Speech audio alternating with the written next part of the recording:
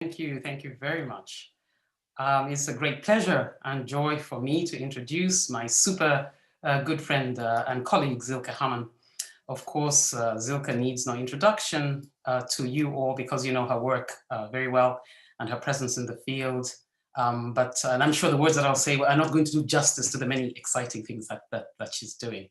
So Silke got a PhD from the University of Utrecht in the Netherlands as the world's expert on retroflexes. After that, she was soon appointed to a very competitive junior professorship at the University of Düsseldorf, and she's now working currently at the University of Amsterdam and has been there for some time now. So Silke and I first met, I think, at MFM, at the 8th MFM in 1988, many years ago. You don't even want to 89, go 89, not 89, sure? 99? 99. Oh dear, yes, so many years ago. Really bad. So let's not even go there. But even then, the important thing is there was a shine in her eyes which showed that she was going to be a winner.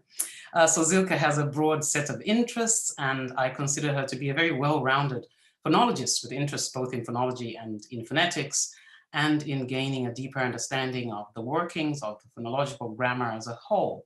She's interested in first and second language phonology and specifically pursues an emergentist approach to phonological features. She's interested in loanword adaptation, in perception, in phonology, which she explores from synchronic, diachronic, and typological perspectives. And as we saw yesterday and also today, she's also interested in neural networks and computer simulations. At the University of Amsterdam, she's part of the Congenital Amusia and Speech Perception Research Group, and she also works collaboratively with colleagues, some current work together with Chico on Ibizan Catalan, with Camilla Horsland from Aarhus University on Danish voice in contrast and L2 phonology, and she even dabbles in Bantu phonology with Laura Downing and other colleagues as well. Her very latest work is on a project on reduplication in sign language of the Netherlands. Silke is very prolific and has an impressive long list of journal publications. She's contributed to books and edited book volumes herself, also including the very agenda-setting Phonology and Perception 2009 with Paul Grossmar.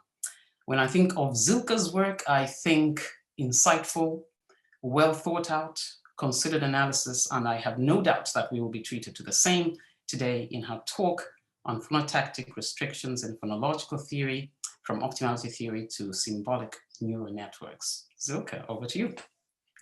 So please share your screen. Thank you very much, Nancy. That was very nice. Raising the standards. I'm very nervous now. Let me see. I'm sharing my screen and start my presentation. So that works, right? And I will. Yeah, it all looks good. Okay. Since I'm the last speaker, I want to take this chance to thank the organizers for this very nice conference. We all know it was intended to be on location, and we're all a bit sad that that didn't happen, but we were compensated by a very nice organization and with little films and pictures from Avisa. So we get a bit of a feeling, got a bit of a feeling for it. And let's all thank the organizers for this. Thank you very much for this organization. You did a very good job. And thanks for inviting me.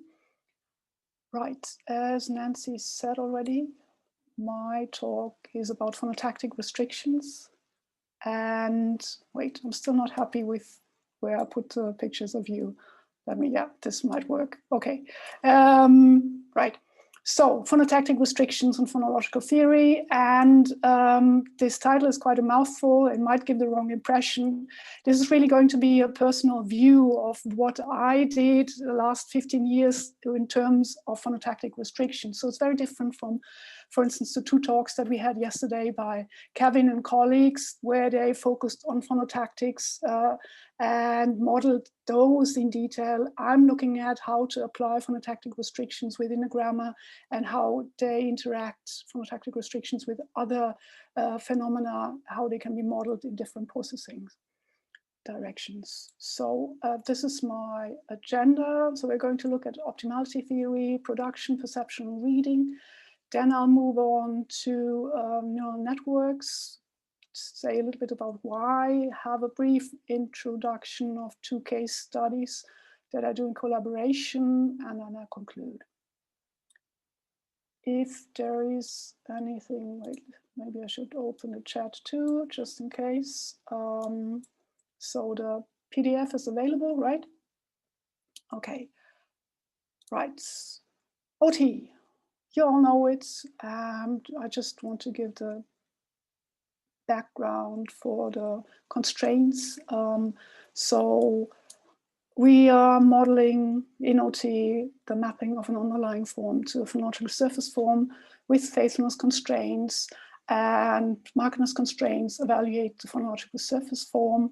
They are the place where phonotactic restrictions are located, right? There are requirements on markedness constraints. We can't just simply state any kind of constraints that we want to. They should be based in considerations from typology, so typological infrequent things, from acquisition, things that are acquired late, articulation, difficult to articulate, from perception, not very salient structures. So those are supposed to be the grounding of markedness constraints. Let me see. René Kage in his textbook even says that markedness constraints should be phonetically grounded, right? So that's a bit further. And I mentioned Fleming here because he made an interesting proposal in 2001. He said that we might want to get rid of this distinction between phonologically and phonetically marked structures, because it's not really necessary to make this distinction, because phonetic and phonological processes often have the same results and the same cause, right? So keep that in mind. It's a bit of an extreme position, and that would mean that in such a case, in Fleming's view, we would set phonological surface form and phonetic form as equal, don't distinguish between those. Sort of the other end of that spectrum, we can call substance-free phonology, as proposed, for instance, by Hale and Rees and others. Not all of those authors work in OT, right? So don't get confused by how I put the information here.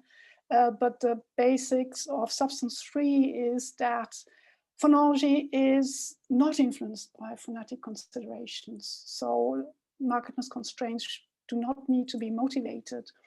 And instead, phonetics is totally a different module outside of phonology. That's why I put it here in gray, following the ideas of Chomsky and Halley.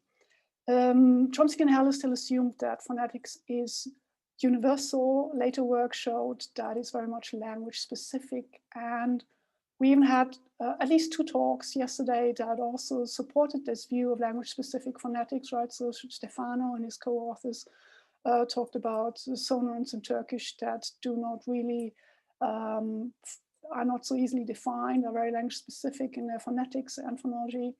And Anne and Rashid talked about geminates and how they can be differently realized phonetically in several languages. So there's evidence for language specific phonetics. The framework I've been working in the last 15 years can be considered a sub-branch of substance-free phonology. It's a bidirectional phonetics and phonology proposed by Boersma. And why is it a sub-branch? Because it also assumes that phonology is phonology and has nothing to do with phonetics, but it includes the phonetics module in its formalization. So it's phonology and phonetics in addition to that. And the markedness constraints there are usually called differently to avoid this association with phonetics markedness. Call them structural constraints because they're purely about the structure, phonological structure. They can have a phonetic motivation. They don't need to have to. They don't need to have to. Yes, that's correct. It sounded as if there's a bit too much to in there now. Okay. So faithfulness constraint and structural constraints, but in addition, we need further constraints because we have also this phonetic form, which could in principle be distinguished further into auditory and articulatory form. That's not relevant for my present talk, so I'll just call it phonetic form. Something that I've introduced now on this slide already is the notation. So keep in mind that because there are three different representations forms, there are also three different notations. Underlying form is given in slashes on these pipes. The phonological surface form is in forward slashes, and the phonetic form in square brackets. That departs a little bit from standard notation, but it's what I'm going to apply now during the talk, just to keep the three apart without specifically saying every time what it is. So in order then to model the phonetics, we need further constraints, Q constraints, that map the phonological surface form onto the phonetic form. So for instance, Q constraint says a certain segment needs to be realized with a certain phonetic property. We'll see more about that later on. And then we also have articulatory constraints saying something about certain gestures are difficult, should be avoided, or so forth.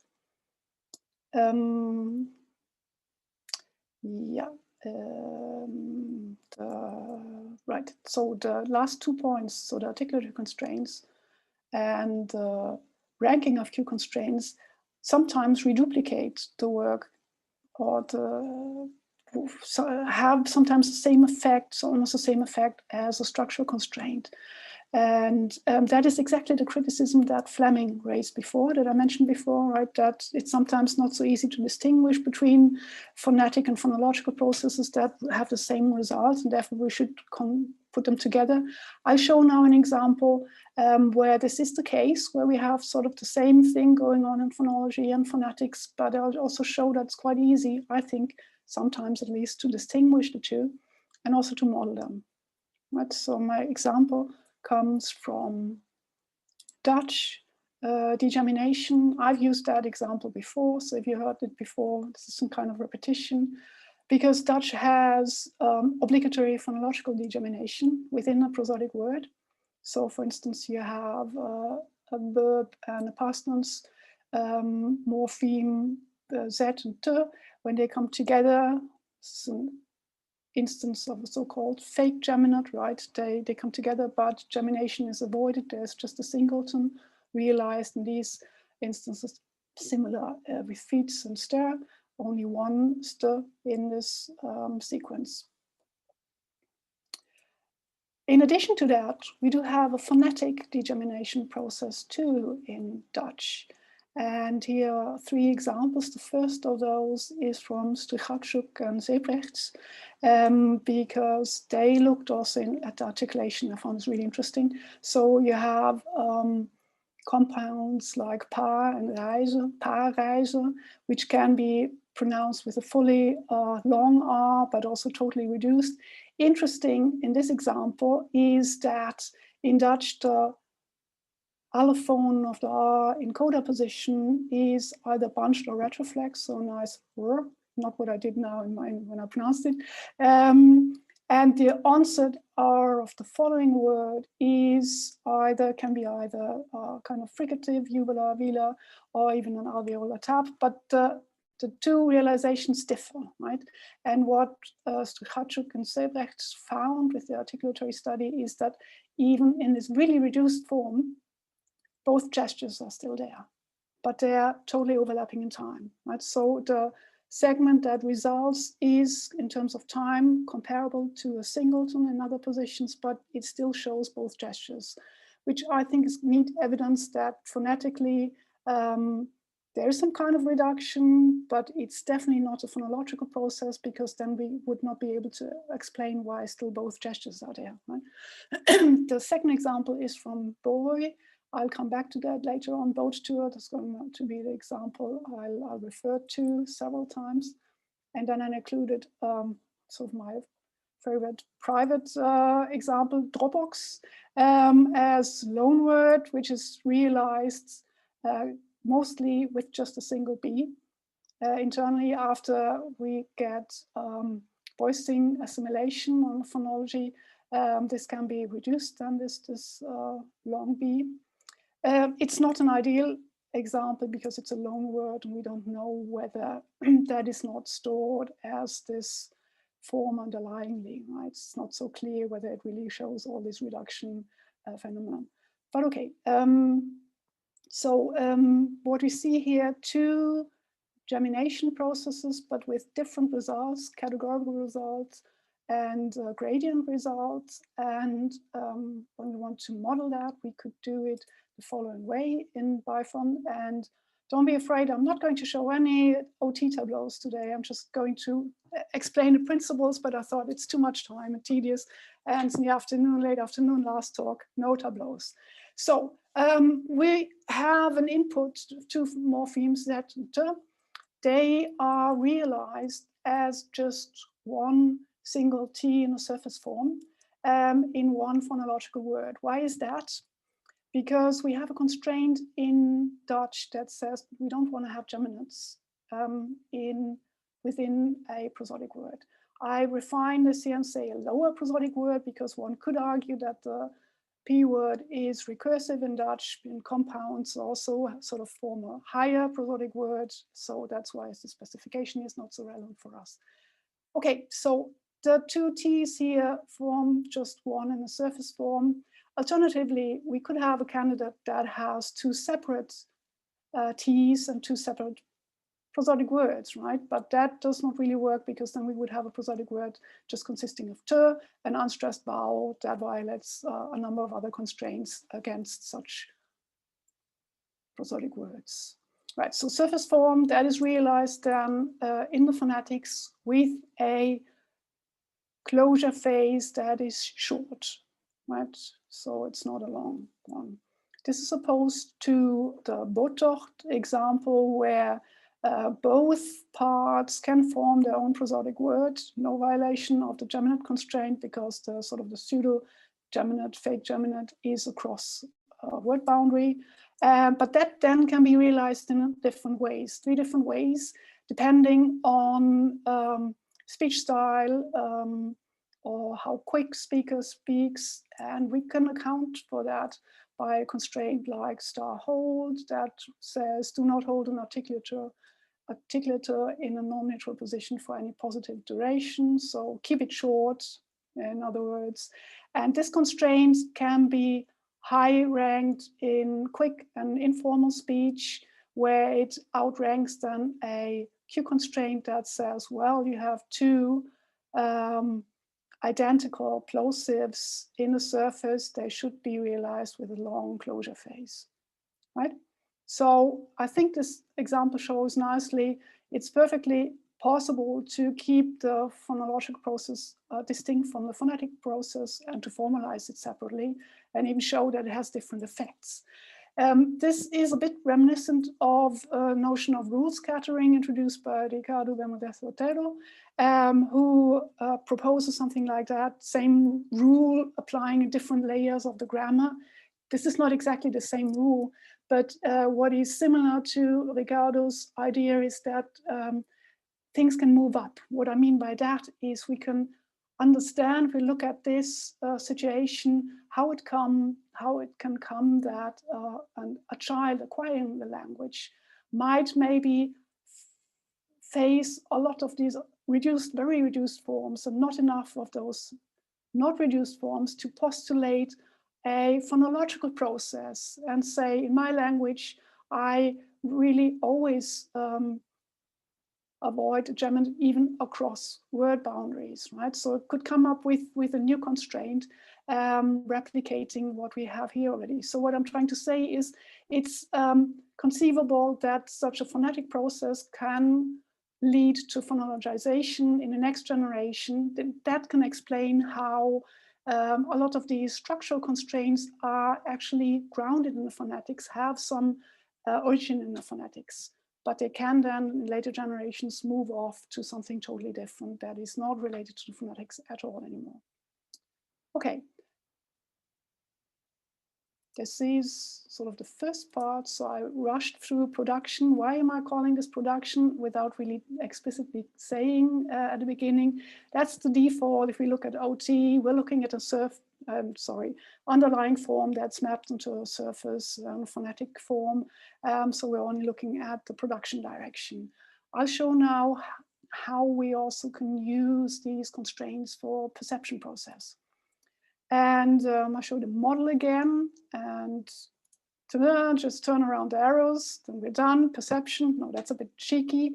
Of course, there's more involved to that. We have to think of perception as using a phonetic form as input and then creating a phonological form from it. And the articulation does not play any role in that. That's why I'm removing the articulatory constraints there. I also stop here because perception is really just a mapping onto phonological surface form. Oops, wrong direction. The next step onto the underlying form is word recognition, right? That's done a bit further already, but if we just look at perception, we don't have to care about the lexicon, what's going on there.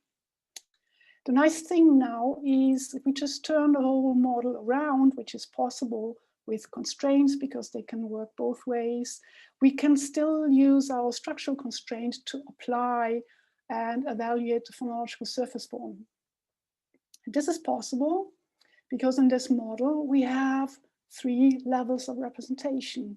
We make a distinction between the phonological surface form and the phonetic form. There are studies that try to formalize perception in OT that do not make this distinction and do not include phonetics. And they have to start from a phonological surface form and then derive the underlying form, which means the only place where they can let phonotactic restrictions apply is at the underlying level, which means there they apply at a different place than in production, which is not logical and would also mean different kind of constraints. In this model, in Bifon, we can apply the structural constraints at the surface form, both in the phonological production and in speech perception, right? And how does that work? Our example again, Botocht. Now this is in square brackets, so it's the auditory form. It's what the speaker hears. And we map that onto a surface form. It's a realization with a long closure phase. And this long closure indicates to the listener that there are 2 T's, right? That's a Q constraint that would say long closure cannot be a singleton. And because the, oops, I'm sorry, I'm doing the wrong direction because I'm going up and that's not good. So those long T closure indicating 2 surface T's will be mapped onto 2 different prosodic words. Why is that? Because we have our constraint that says we cannot have a geminate within a lower prosodic word. We could interpret that in this other direction, that a geminate in the surface form indicates that there are 2 separate prosodic words. Right? So you can see that the same constraint applies here and helps us in constructing the correct, the fitting surface form that we then use to access the words in the lexicon.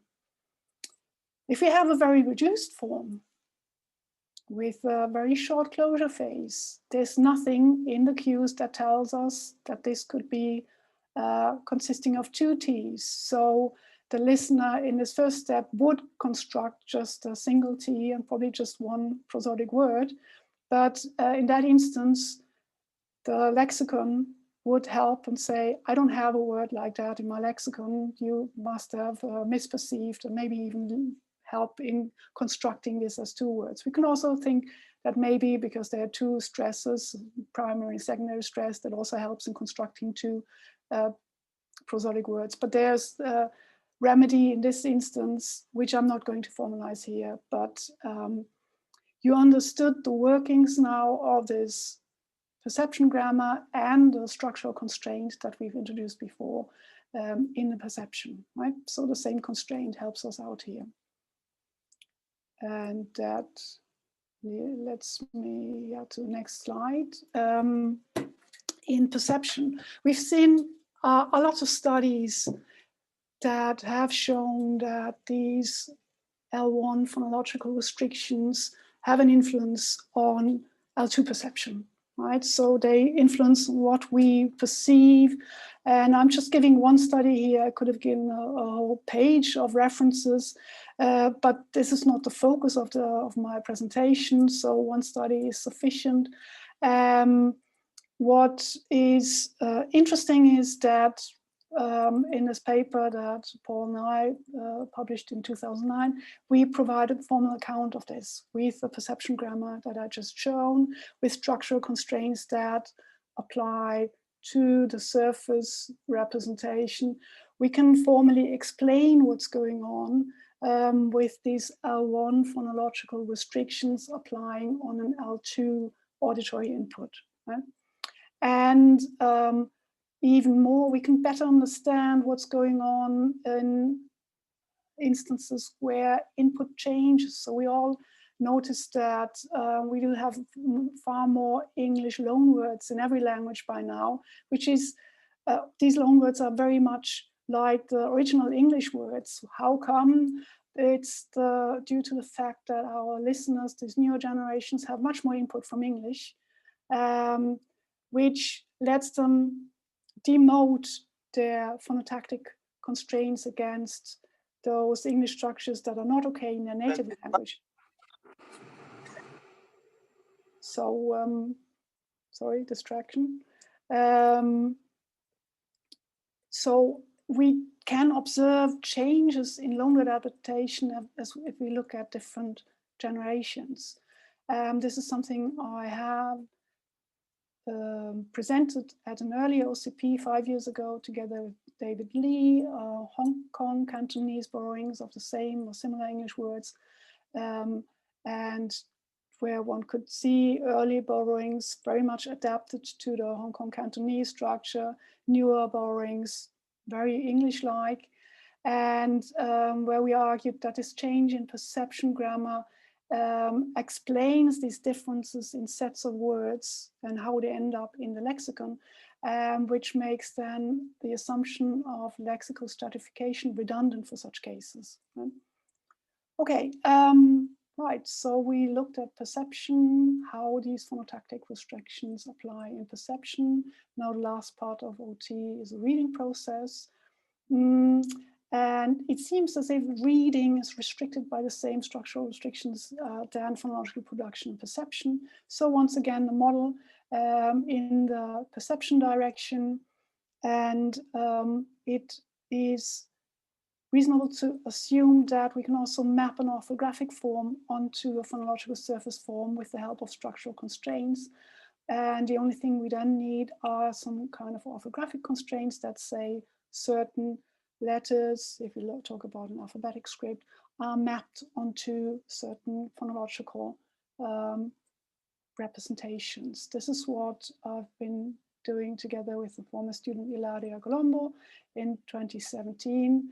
And an illustration of this reading grammar is again our Botocht example. Now we have the orthographic form from that word, and we see in Dutch it's written with 2 T's. We then, in our reading grammar, map each T onto a separate phoneme T, because we have this constraint that tells us letter T should be mapped into a grapheme T. We also have a constraint that says don't just throw away any letter. So both get their own T.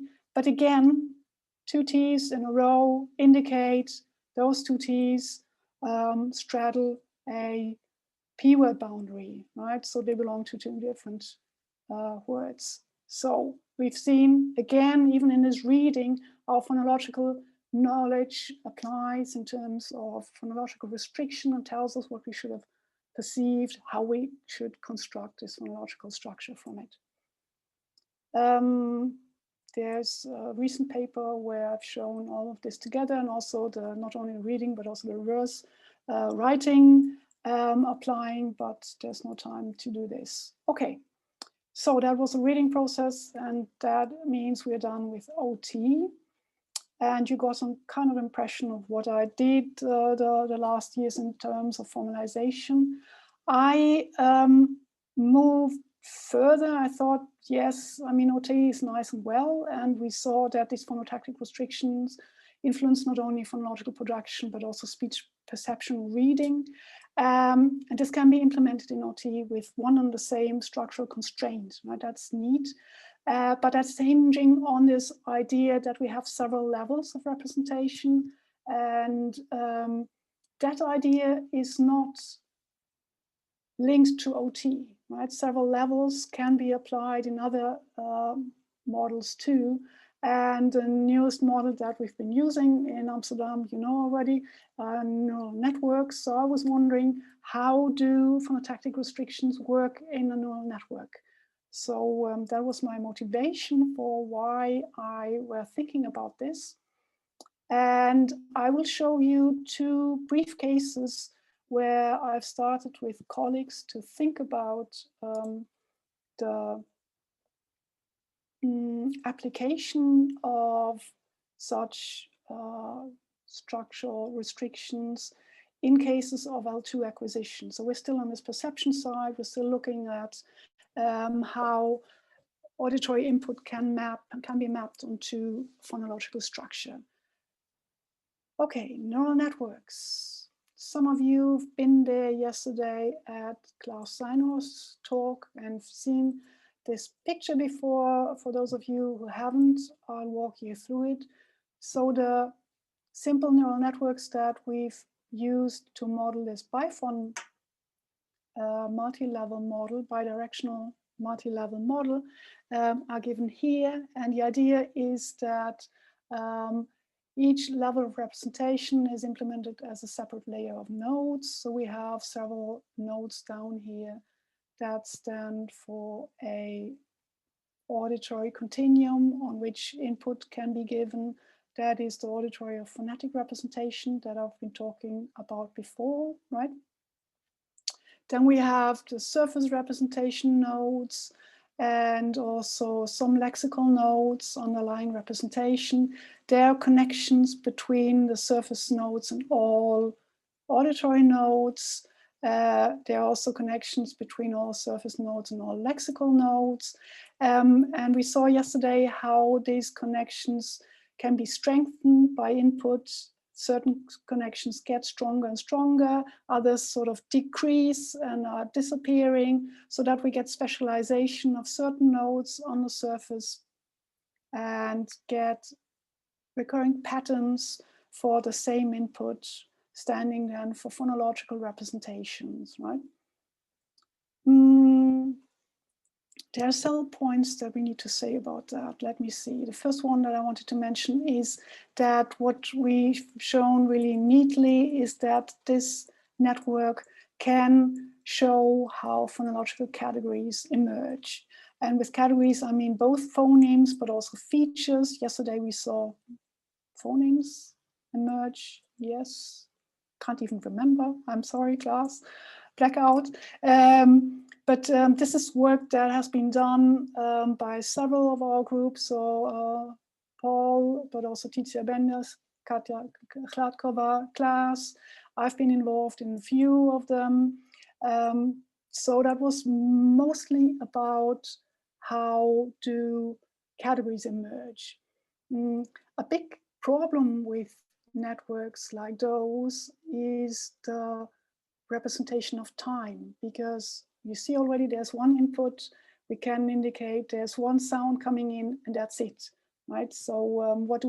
We want to represent something that is continuous in times, changing information over time. We could think of that as being implemented by just stacking several of these networks behind each other, right? So first network is then first time frame, second time frame, and so on. But that is still not sufficient, because then we would still have problems saying something about, okay, one segment earlier, something else happened, or even worse, what about long distance things like vowel harmony? We would need some kind of short memory where the result of each time need to be stored, right? So this is a big problem I'm not going to solve here. And it's just something to keep in mind as a problem in general. There is one work from our group, from a BA student, Angelika van Bendelust, who's supervised by Paul last year. She came up with a solution, sort of a trick to get at least a little bit of a time dimension in there.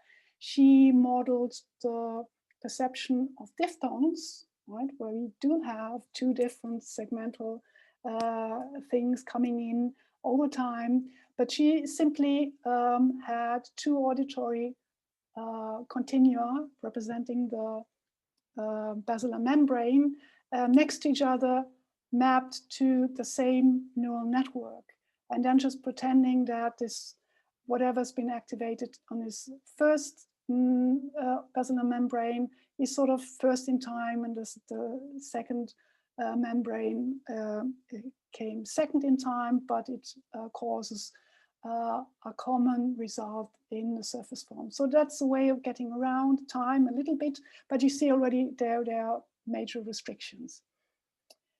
Another problem for phonotactic restrictions, that's the point I was interested in, how can this be connected to phonotactic restrictions, is that it's not really symbolic, right? These are representations of categories in terms of several nodes. They might look very different from one learning result to the other, whereas as phonologists, we like to have our symbolic representations. This is not such a big problem because we can just simply go ahead and say, well, in my network, I assign a symbol to specific nodes, right? So we have an example of such a symbolic network where I say, well, the first surface node I call P, and second surface node I call B. So I have two segments in my mini toy language, two labial plosives, and I assign them information from one auditory continuum. The continuum that I'm giving here is closure voicing, right? So for the plosive, is there any voicing during the closure or not? If there's no voicing at all, it's a P. There can be a little bit of contextual voicing, so that's represented with the thinner connections from the nodes that are moving from 0 to a very long closure duration, indicating that once in a while you will get a bit of closure duration, but it's still a P, right? But the strongest connection for the P is really down to no voicing during closure. For the B, there should be, we're talking about Dutch here now, so I should have mentioned that earlier. In Dutch, we do have nice voicing during the closure, but so that's why we have sort of a longer nodes associated. The region of longer closure voicing is associated with the B, but the further we go, the longer the closure duration is getting, the less those get, and that has to do with the fact that we cannot articulatorily hold the voicing during closure for very long. There are aerodynamic restrictions, so it's very unlikely that we encounter a lot of voicing if the whole closure is very long. So this is sort of representing this little network here already, the distribution that we find in our natural environment, and has been implemented in stronger connections from those nodes that are activated when hearing a B and activated when hearing a P. So these connections are learned already and in place, but important symbolic nodes. How does this now connect to phonotactic restrictions? Right, we're still not there yet. Now I'm coming to this second smaller part of the talk where we look at two examples where I've tried with co-workers to implement phonotactic restrictions in a neural network, symbolic neural network. The first example comes from work together with Camilla Höslund from the Aarhus University, who has had a project, still half ongoing, on the perception of English plosives by Dutch and Danish listeners I'm not going to talk about Danish today, too complex, would be a whole story on its own, but I'm going to talk a little bit about the Dutch listener. It's not exactly how we formalized it in our manuscript. It's a bit simplified, but or squeezed, so I can explain this in a couple of minutes. So this I explained to you already, right? So we have a very restricted little toy language that only has label plosives, and it's based on Dutch. And Dutch does have this phonotactic restriction that you don't have a voiced B in coda position, right? Because we have the voicing. So we thought of implementing this and came up with the following idea. We just add specific nodes that are representing different positions. So we have a word initial position, word medial position, and word final position. And we also added another auditory information. This is not all we did. We had more auditory cues, but this would go too far. This is a very simplified node. It just says phrase final prosody. So we didn't bother giving the details how this phrase final prosody should look like. Just say listener realizes this is in the final position, and once this information is given, this directly activates the final position node, right, in the surface. So that's explaining the strong connection here. I also gave you already the connections that go from our auditory continuum of closure voicing to this final node, namely only those that correspond to the realizations of P. And I can't see, can you hold up a bit further, Nancy? Still can't see, this is too small. Oh yeah, okay, thanks. Perfect. Right, so only these three nodes are connected to the final position. Why is that? Because only this corresponds to a final P, to a P, and only a P can occur in final position, right? So the rest is voiced. We never encountered that in final position in Dutch. So that's represented with these nodes, connections and nodes. I'll show also the connections with the medial position. I won't show them for the initial position because then it's getting very messy. Medial position, all of these realizations are possible. So we get the following picture. We just get a line from every node up to the medial position. It doesn't really look as if it's from every line, but this line actually goes to the midpoint of that node. So it's really including all of those. And it's mirroring slightly the distribution that are also incorporated in those connections. So again, some connections are stronger, namely those for these middle nodes and one for this last node, because those are just simply occurring more often, right?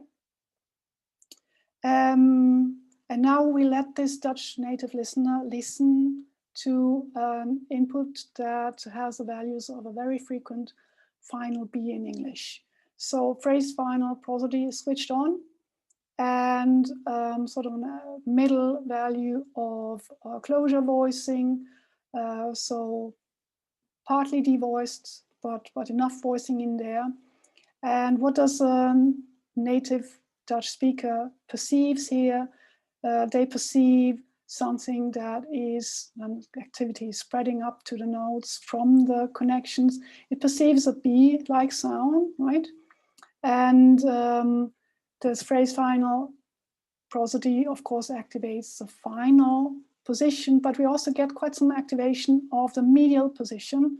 And that is because we have these connections from that voicing value also to the medium position, because it's only medial position in Dutch. What we also did, Camilla and I, is we added some additional connections between the surface nodes to account for this co-occurrence restrictions. I did not implement them here in the picture, would have been too complex, and but you can think of it as having then a connection from the B to the medial position and the initial position, but not to the final position, because in Dutch that does not occur. And these additional connections further strengthen, and in our case, the activation of that node, which would result in a quite strong activation of a medial position, giving the listener incongruent information, like sort of this is a medial B that I'm hearing here, but maybe this is not really, there's no following vowel or whatever, no following sound. So this indicates the problems then that an L2 listener in initial stage has, and they have to overcome by more input, by new learning. Okay, the important point here is this network implemented the phonotactic restriction as connections from the auditory dimension to abstract positional nodes, but also by connections between phoneme nodes and position nodes on a surface form. That was one example. Another example of how such phonotactic restrictions could be implemented is given on this next slide. I'm trying to switch on to the next one. Again, collaboration this time with Chao Zhou from the University of Lisbon, who has studied in an experiment how Mandarin Chinese listeners deal with the European Portuguese tab encoder position. Again, the idea is to eventually show L2 perception, but this is again the initial stage. What do naive Mandarin Chinese listeners do? And they perceive this tab as an onset L, right? So coda tab perceived as onset L. Why is that? And now I only have one little network showing everything in one go, so stick with me. The implementation of the phonotactic restriction here is, thanks, now different, because in this project we thought maybe it's better or easier, but that was independent of the other one. Maybe we just have allophonic nodes. So we have an L in onset position, an L in coda position, an R in coda position, and R in onset position. Those are the native Mandarin Chinese sounds and positional restrictions. And if you look closely, you see that they correspond to phonetic information, namely difference between high third formant and low third formant. That is the main point, how to distinguish between the lateral and the retroflex R in Mandarin. So once you have a high third formant in your sound, you will hear a lateral, an L, but the lateral does not occur in coda position in Mandarin Chinese, so it's always going to be in onset position, even if the input, that is here highly restricted with just 3 nodes, even if the input does not indicate that there's any kind of vowel following, right? So that would be, for instance, by the second node, high third formant transitions into a following vowel. Even if there's no vowel following, the Mandarin Chinese listeners perceive this tab that has a high third formant as an onset and sort of hallucinated a following vowel, right? We could model that in this way. Now you probably have been wondering, what about this little thing here? Last instance, we also gave them orthographic input by writing the word and indicating there's an R in coda position, which led them then in the second stage of this experiment to perceive the whole thing as either a coda R or an onset R. So that helped them. And why did it help them? Because they are used to this alphabetic representation, often R, mapping onto Mandarin R, because that is pinyin, what they learn when they start learning writing, right? So they apply their native orthography, and that can compete with the auditory input to produce the right results. Okay, I'm done. Those are the 2 cases I wanted to show of phonotactic restrictions. My last slide is sort of a summary, not really conclusion. So we saw phonotactic restrictions applying phonological production, speech perception, and reading. and we can model that easily, formalize that easily, multi-level bidirectional OT.